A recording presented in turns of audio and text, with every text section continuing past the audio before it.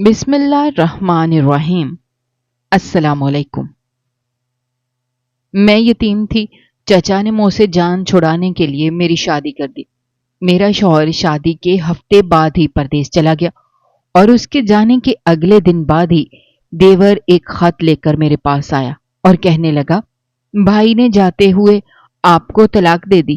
وہ خط پڑھ کر تو واقعی میرے قدموں تلے سے زمین نکل گئی تھی۔ میں بہت روئی دھوئی، مگر ساس نے زبردستی مجھے گھر سے نکال دیا اور پھر میں در بدر کی ٹھوکریں کھانے لگی۔ ایسے ہی 2 سال گزر گئے۔ ایک دن میں سڑک پر بیٹھی بھیک مانگ رہی تھی کہ جب میرا شوہر میرے پاس آیا اور اس نے ایسی بات کہی کہ میرے سر پر آسمان گر پڑا۔ ماں باپ کے گزر جانے کے بعد انسان کو احساس ہوتا ہے کہ ماں باپ کا سایہ کس قدر غنیمت ہوتا ہے۔ میرے والد کا انتقال تو بہت سالوں پہلے ہو گیا تھا، لیکن میری والدہ میرے ساتھ تھی اور ان کا ہونا بھی میرے لیے بہت اہم تھا۔ لیکن اس بات کا احساس مجھے اس وقت تک نہ ہو سکا جب تک وہ میرے ساتھ تھی۔ میں ہر وقت انہیں یہی کہتی کہ آپ نے مجھے زندگی میں کیا دیا ہے۔ باپ کے مرنے کے بعد سے ہم نے بہت مشکل حالات دیکھے تھے۔ گھر کا گزارا بڑی مشکل سے چلتا تھا۔ اماں جیسے تیسے سلائی کر کے میرے خرچے پورے کرتی تھیں اور میں اماں کو برا بھلا کہتی تھی۔ کبھی کبھی تو مجھے لگتا تھا کہ اماں مجھے جان بوجھ کر آسائشوں اور خواہشات کے لیے ترساتی ہیں۔ میں اماں سے ہر وقت یہی کہتی کہ آپ نے ابا کے جانے کے بعد میری زندگی کو مشکل بنا دیا ہے، آپ تو میرے لیے کچھ کر ہی نہیں سکتی۔ اور ماں بیچاری میری ان باتوں پر صبر کا گھونٹ بھر کر بیٹھ جاتی۔ میں اپنی اماں سے بہت اکھڑی اکھڑی رہتی تھی، کبھی ان کی مدد کرنے کی کوشش نہ کی۔ وہ سلائی بھی کرتی اور گھر کے کام کاج بھی، اور میں سارا وقت کسی نہ کسی بات پر منہ بنائے ایک کونے میں شہزادیوں کی طرح بیٹھی رہتی۔ میں نے کبھی اس بات کا احساس ہی نہیں کیا تھا کہ میری ماں میرے لیے اپنی ضروریات اور اپنے آرام کی کتنی زیادہ قربانی دیتی ہیں۔ میری نظر میں اگر کسی چیز کی اہمیت تھی تو وہ میری ذات اور میری خواہشات کی تھی۔ اور پھر ایک دن اماں بہت زیادہ بیمار ہو گئیں۔ ان کے علاج کے لیے پیسے بھی نہیں تھے۔ اماں نے میرے لیے کچھ جمع جوڑ کر کے رکھا تھا کہ میری شادی کے وقت کام آئے گا۔ اماں نے اپنی بیماری کے لیے جب وہ پیسہ نکالا تو میں نے منہ بنا لیا اور اماں سے کہا، ذرا سی بیماری کے لیے آپ جوڑے ہوئے پیسے خرچ کر دیں گی تو پھر میری شادی کے وقت رونا ڈالیں گی اور کہ اب تمہیں دینے کے لیے کچھ نہیں ہے۔ اتنے سالوں سے آپ مجھے یہ کہہ کر ترسا رہی تھیں کہ تمہاری شادی کے لیے پیسے جمع کر رہی ہوں اور اب یہ بھی خرچ کر کے بیٹھ جائیں گی۔ میرا دل بہت زیادہ دکھا ہوا تھا، اس لیے جو منہ میں آیا میں کہتی چلی گئی۔ میری بات سن کر اماں نے وہ پیسے واپس رکھ دیے، البتہ ان کے چہرے پر دکھ کے آثار نمایاں تھے، اور پھر وہ اپنی بیماری کو ایسے ہی جھیلنے لگی۔ کچھ دن بعد اماں بستر سے لگی تو مجھے ہوش آیا کہ اماں کی حالت واقعی بگڑ چکی ہے، لیکن بہت دیر ہو چکی تھی، اور 2 دن بخار میں پھنکنے کے بعد اماں نے خاموشی سے مجھے ہمیشہ کے لیے تنہا چھوڑ دیا۔ کتنی ہی دیر مجھے یقین ہی نہیں آیا تھا کہ میری ماں اس دنیا سے چلی گئی ہے۔ اماں کے جانے کے بعد مجھے پتا چلا کہ یہ زندگی محض کانٹوں کے سوا کچھ نہیں ہے۔ میری اماں تو میرے لیے سایہ دار درخت تھی، جس نے باپ کے نہ ہونے کے باوجود بھی کبھی مجھے کسی دھوپ کا احساس نہیں ہونے دیا تھا۔ وہ میری خواہشات پوری نہ کر پاتی تھی، لیکن اس نے میری کسی ضرورت کو ادھورا نہیں چھوڑا تھا۔ اماں کے انتقال پر سارے محلے والے آئے، تدفین کا انتظام کیا اور افسوس کر کے چلے گئے۔ سب نے جیسے اپنا فرض پورا کر دیا تھا، لیکن سب کے جانے کے بعد میری جان نکل گئی تھی۔ میں اکیلے گھر میں کس طرح رہ سکتی تھی؟ یہی پریشانی اتنی تھی کہ کچھ سمجھ ہی نہیں آ رہا تھا۔ اور پھر جب میرے چچا آئے تو محلے کے کچھ بزرگوں نے ان سے کہا کہ یہ کرائے کا مکان ہے، بچی کو تو کوئی ہنر وغیرہ بھی نہیں آتا، یہ کس طرح رہے گی، آپ اسے اپنے ساتھ لے کر جائیں۔ محلے والوں نے میری حالت دیکھ کر چچا پر دباؤ ڈالا تو مجبوری میں وہ مجھے اپنے ساتھ اپنے گھر لے گئے، جبکہ ابا کے مرنے کے بعد چچا نے کبھی پلٹ کر بھی ہمیں نہیں پوچھا تھا، اور اب بھی وہ دنیا دکھاوے کو صرف اماں کی میت میں شریک ہونے کے لیے آئے تھے۔ لیکن سارے محلے داروں نے مل کر کسی بوجھ کی طرح مجھے ان کے سر پر لاد دیا۔ خود میں بھی یہی چاہتی تھی کہ مجھے کسی کا سہارا مل جائے۔ میرے پاس تو نہ کھانے پینے کے لیے پیسے بھی نہیں تھے، نہ کچھ کمانا آتا تھا، اس لیے اپنا تھوڑا سا سامان اٹھا کر میں نے کرائے کا گھر چھوڑا اور چچا کے ساتھ ان کے گھر پہنچ گئی، جہاں سے دکھوں کی ایک نئی داستان شروع ہوئی۔ مجھے گھر کا کام کاج نہیں آتا تھا اور چچی مجھے مفت کی ملازمہ سمجھ بیٹھی تھی۔ سارا دن کوئی نہ کوئی کام کہتی رہتی، مجھے آرام کا ایک لمحہ نہ ملتا، اور پھر جب میں روٹی کے لیے بیٹھتی تو وہ مجھ کو تانے مارتی کہ میں ان پر بوجھ بن گئی ہوں۔ اس وقت مجھے احساس ہوتا کہ میری ماں نے کس طرح مجھے پالا پوسا اور بڑا کیا تھا۔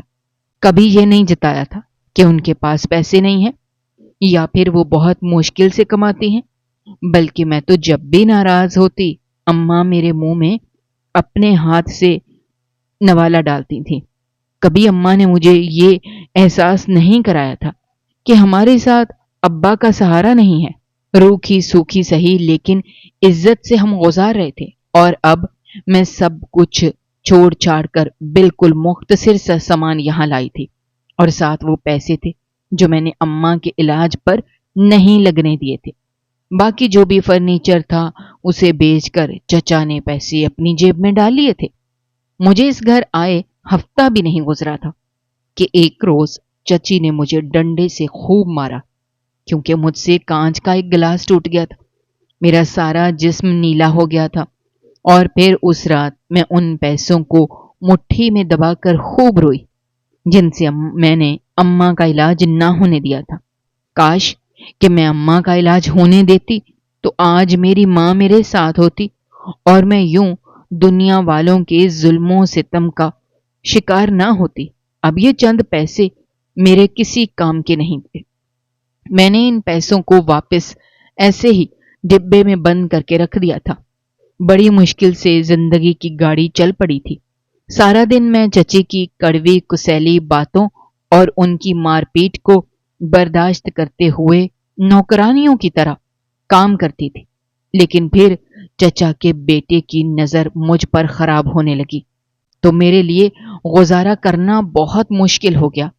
اٹھتے بیٹھتے بہانے سے وہ میرے قریب آ جاتا اور میری جان نکلنے لگتی۔ ایک دن آدھی رات کو وہ میرے کمرے میں آنے کی کوشش کرنے لگا کہ میری روح فنا ہو گئی۔ میں نے کمرے کی کنڈی کو پوری طرح اوپر چڑھا دیا اور پھر جیسے تیسے صبح ہوئی۔ صبح ہوتے ہی میں نے چچا چچی سے شکایت کی تو چچی نے مجھ پر ہی گندے گندے الزامات لگانے شروع کر دیے۔ کہنے لگیں میرے سیدھے سادے بیٹے کو اپنے حسن سے ورگلاتی ہے اور پھر اس پر الزام بھی لگاتی ہے۔ میں اچھی طرح جانتی ہوں تو میری بہو بننے کے خواب دیکھ رہی ہے، لیکن میں ایسا کچھ نہیں ہونے دوں گی۔ چچی نے دو ٹوک لفظوں میں چچا کو کہہ دیا، جلدی اس کا کوئی بندوبست کرو، میں اس کو مزید یہاں برداشت نہیں کر سکتی۔ چچا تو خود مجھ سے جان چھڑوانا چاہتے تھے، اس لیے انہوں نے نہ جانے کس طرح جلد بازی میں میرا رشتہ تلاش کیا اور کھڑے کھڑے مجھے رخصت بھی کر دیا۔ نہ ہی میں نے لڑکے کو دیکھا تھا، نہ ہی میں اس بارے میں کچھ جانتی تھی کہ وہ کون لوگ ہیں، کیسے ہیں، اور چچا کو یہ رشتہ کیسے ملا۔ میں دل میں ہزاروں وسوسے اور اپنے سامان میں وہ پیسے لے کر اپنے سسرال پہنچ گئی جو اماں نے میرے جہیز کے لیے رکھے تھے۔ میں نے چچا کو پیسوں کے بارے میں کچھ نہیں بتایا کیونکہ میں ان پیسوں کو خرچ نہیں کرنا چاہتی تھی۔ وہ میرے پاس میری ماں کی آخری نشانی کے طور پر تھے، اور پھر ان پیسوں کو دیکھ کر مجھے اپنی غلطیوں کا بھی احساس ہوتا ہے، اسی لیے میں نے انہیں سنبھال لیا تھا۔ مجھے رخصت کروا کر میری ساس اپنے گھر لے گئی تھی۔ انہوں نے مجھے ایک چھوٹے سے کمرے میں بٹھا دیا اور کہنے لگی میرا بیٹا بہت ہی سیدھا سادہ ہے، پردیس سے کچھ دنوں کی چھٹیوں پر آیا ہے، تو میں نے تم سے اس کی شادی کروا دی ہے تاکہ وہ پردیس میں اپنی مرضی سے کسی سے شادی نہ کر لے۔ اب تمہارا کام ہے کہ شوہر کی خوب خدمت کرنا۔ میں بس خاموشی سے سر جھکائے ساس کی باتیں سن رہی تھی، اور یہ سن کر تو میرے ہوش ہی اڑ گئے تھے کہ میری شادی ایک پردیسی سے ہوئی ہے جو ایک ہفتے بعد ہی مجھے چھوڑ کر چلا جائے گا۔ میں دل ہی دل میں سوچ رہی تھی کہ اس کے جانے کے بعد تو میں پھر بے آسرا ہو جاؤں گی، سسرال والوں کے رحم و کرم پر پڑ جاؤں گی۔ لیکن پھر مجھے اس بات کی تسلی بھی تھی کہ اب مجھے ایک مستقل ٹھکانہ مل گیا ہے۔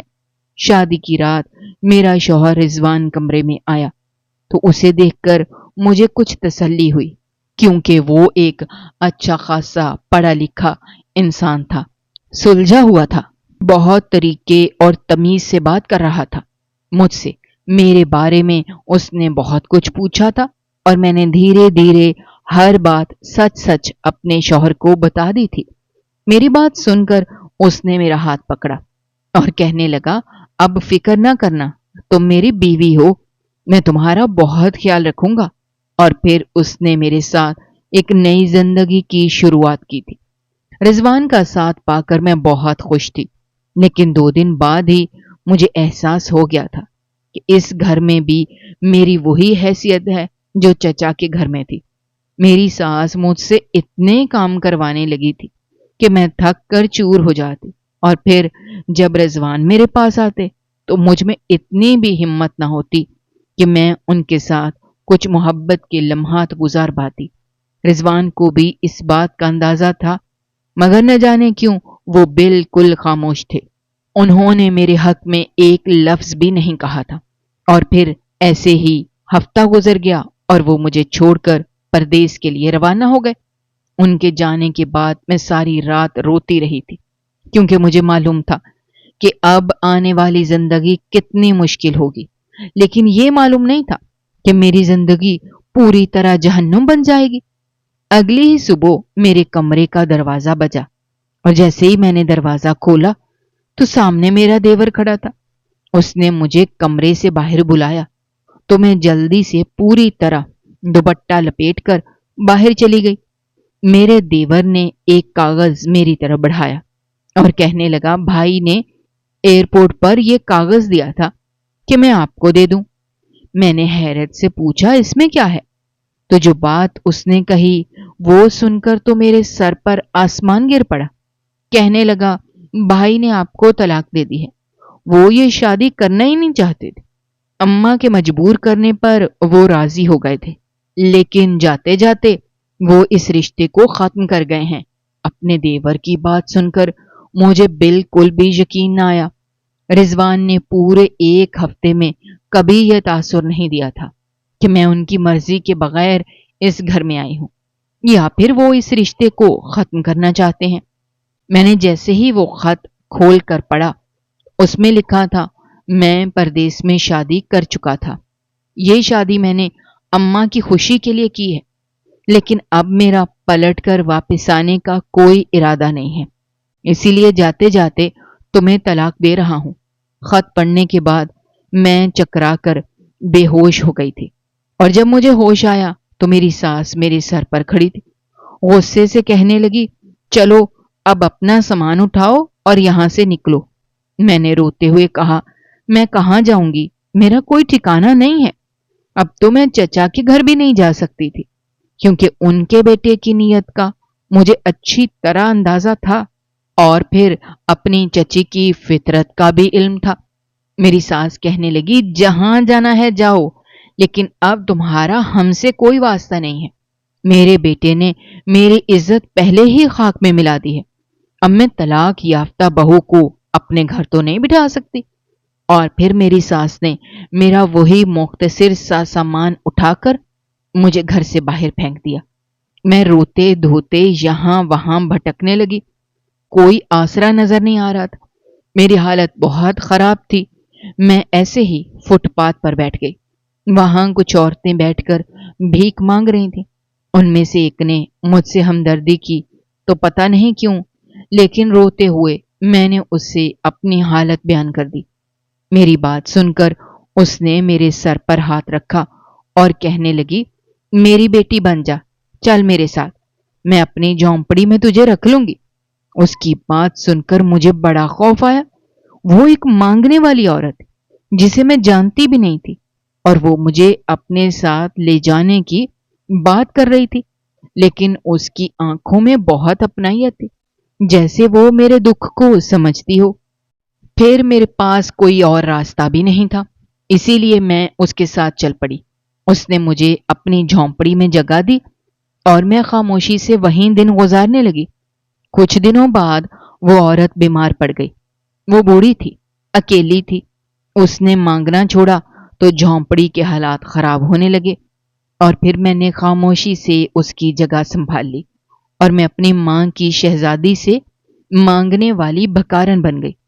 رہ رہ کر مجھے اپنے ماں باپ کا خیال ستاتا تھا، اور اس بات کا احساس ہوتا تھا کہ ماں باپ کا ہونا کس قدر بڑی نعمت ہے۔ ماں باپ نہ ہوں تو انسان عرش سے فرش پر جا پہنچتا ہے۔ میرے ساتھ بھی ایسا ہی ہوا تھا۔ میں روز صبح بھکارنوں جیسا حلیہ بنا کر سڑک پر جا کر بیٹھ جاتی اور بس خاموشی سے بیٹھی رہتی، نہ کسی کے آگے ہاتھ پھیلاتی، نہ سوال کرتی۔ لوگ خود ہی میرے سامنے پھیلے کپڑے پر پیسے ڈال کر چلے جاتے۔ حیرت کی بات یہ تھی کہ مجھے دوسری مانگنے والیوں کے مقابلے میں زیادہ بھیک ملا کرتی تھی۔ شاید میری جھکی ہوئی نظریں یا میرے چہرے کی ہاری ہوئی حالت لوگوں کو مجھ پر ترس کھانے پر مجبور کیا کرتی تھی۔ ایسے ہی دن گزرتے چلے گئے اور پھر 1 سال گزر گیا۔ وہ بوڑھی عورت اس جھونپڑی میں ہی دم توڑ گئی، اور جاتے جاتے جو کچھ تھوڑا بہت سامان اس کے پاس تھا وہ مجھے سونپ گئی۔ میرے پاس تو بس وہی پیسے تھے جو میری ماں کی نشانی تھے۔ باقی جو پیسے مجھے بھیک سے ملتے تھے وہ سب اس بوڑھی عورت کی دواؤں میں لگ جاتے۔ اس کے جانے کے بعد مجھے لگا میں ایک دفعہ پھر یتیم ہو گئی ہوں، کیونکہ اس نے نہ صرف میرے سر پر ہاتھ رکھا تھا بلکہ واقعی وہ ایک ماں کی طرح ثابت ہوئی تھی۔ دراصل اس کی اپنی بیٹی ایک گاڑی کے نیچے آ کر مر گئی تھی، اور وہ خود بھی اپنی بیٹی کی جدائی میں نڈھال تھی۔ اسے میں بیٹی کی صورت میں مل گئی اور وہ مجھے ماں کی صورت میں۔ ہم دونوں کی زندگی مکمل ہو گئی، اور لیکن پھر وہ بھی چل بسی اور میں دنیا کے رحم و کرم پر ہو گئی۔ البتہ مجھے جینے کا ڈھنگ آ گیا تھا۔ میں جانتی تھی کہ مجھے رات کو لوٹ کر اپنی جھونپڑی میں آنا ہے اور صبح کو واپس سٹاپ پر جا کر بیٹھ جانا ہے۔ زندگی بس اسی بھنور میں پھنسی ہوئی تھی کہ ایک روز ایک گاڑی میرے پاس آ کر رکی۔ میں نے سر اٹھا کر نہ دیکھا۔ مجھ میں اتنی ہمت نہ ہوتی تھی کہ لوگوں کی آنکھوں میں آنکھیں ڈال کر اپنی مجبوریوں کی داستان سناؤں یا ان سے بھیک مانگوں۔ میں اسی طرح بیٹھی رہی، لیکن میرے کپڑے پر کسی نے کچھ نہ ڈالا، بلکہ کوئی گاڑی سے اتر کر میرے قریب چلا آیا۔ میں ایک دم گھبرا گئی، کیونکہ اکثر لوگ ہم جیسی عورتوں کا فائدہ بھی اٹھایا کرتے تھے۔ اسی لیے ڈر کر میں نے جیسے ہی اوپر دیکھا تو میرے قدموں تلے سے زمین نکل گئی۔ میرے سامنے کوئی اور نہیں بلکہ وہ شخص کھڑا تھا جو 2 سال پہلے مجھے بالکل تنہا چھوڑ گیا تھا۔ اسے دیکھتے ہی میری آنکھوں سے آنسو ٹپکنے لگے تھے۔ وہ میرے سامنے بیٹھ گیا اور پھر اس کی آنکھیں بھی نم ہو گئیں۔ وہ مجھ سے پوچھنے لگا، تم یہاں کیا کر رہی ہو؟ تمہارا یہ حال کیسے ہوا؟ تم تو اپنے عاشق کے ساتھ گھر سے فرار ہوئی تھی نا، پھر بھکارن کیسے بن گئی؟ اپنے شوہر کی بات سن کر میرے سر پر آسمان گر پڑا۔ میں نے کہا، خدا کے واسطے مجھ پر تہمت تو نہ لگائیں، میں تو آپ کے نکاح میں تھی، آپ کی عزت تھی، کیسے کسی اور شخص کی جانب دیکھ سکتی تھی؟ میری زندگی میں تو کبھی کوئی نہیں تھا، آپ ہی مجھے طلاق دے کر چلے گئے، اور آج میں بھکارن بنی بیٹھی ہوں اور آپ مجھ پر بہتان باندھ رہے ہیں۔ میری بات سن کر اس کے چہرے پر حیرت کے تاثرات آ گئے۔ کہنے لگا، تم سچ کہہ رہی ہو؟ میں نے کہا، ہاں، میں بالکل سچ کہہ رہی ہوں۔ میرا کسی سے کوئی تعلق واسطہ نہیں۔ پھر میں نے اپنے پاس رکھے پھٹے پرانے بستے میں سے وہ خط نکال کر اپنے شوہر کے سامنے لہرایا اور کہا، آج تک آپ کی بے وفائی کو سینے سے لگا کر بیٹھی ہوں۔ میرے شوہر نے میرے ہاتھوں سے وہ خط چھینا اور پھر اسے پڑھتا چلا گیا۔ اس کی آنکھوں سے آنسو بہتے جا رہے تھے۔ پھر اس نے میرا ہاتھ پکڑا، مجھے کھڑا کیا، زبردستی اپنی گاڑی میں بٹھا لیا۔ میں نے کہا، آپ مجھے کہاں لے کر جا رہے ہیں؟ رضوان، آپ مجھے طلاق دے چکے ہیں، اب میں آپ کے ساتھ کہیں نہیں جا سکتی۔ میری بات سن کر میرے شوہر نے میری طرف دیکھا اور کہنے لگا، میں نے تمہیں طلاق نہیں دی، مجھے تو یہی معلوم تھا کہ تم اپنے کسی عاشق کے ساتھ اپنی مرضی سے فرار ہو گئی ہو۔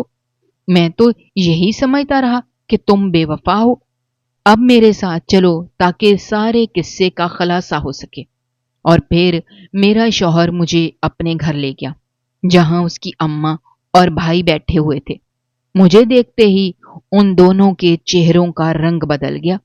میرے شوہر نے مجھے ان کے آگے کھڑا کیا اور کہنے لگا، اب بتائیں اماں، یہ کس کے ساتھ بھاگی تھی؟ میری ساس نے میری طرف دیکھا اور کہنے لگی، بیٹا، تیرے پردیس جاتے ہی اس کا چکر چل گیا تھا۔ میں نے تجھے بتایا تو تھا کہ اس کا پہلے سے ہی کسی سے کوئی تعلق تھا۔ اپنی ساس کی باتیں سن کر میں ہکا بکا رہ گئی۔ میرا دیور بھی طرح طرح کے الزامات لگانے لگا، کہنے لگا، بھائی یہ تو میرے دوستوں پر بھی بری نظر رکھتی تھی، آپ کیا گئے، اس کے تو پر نکل آئے تھے۔ پھر یہ خود ہی گھر سے بھاگ گئی۔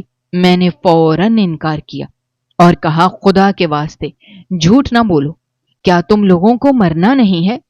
کیا اللہ سے ڈر نہیں لگتا؟ میں نے تو کچھ غلط نہیں کیا، تم لوگوں نے مجھے طلاق کا یہ کاغذ پکڑایا اور پھر دھکے مار کر اس گھر سے نکالا۔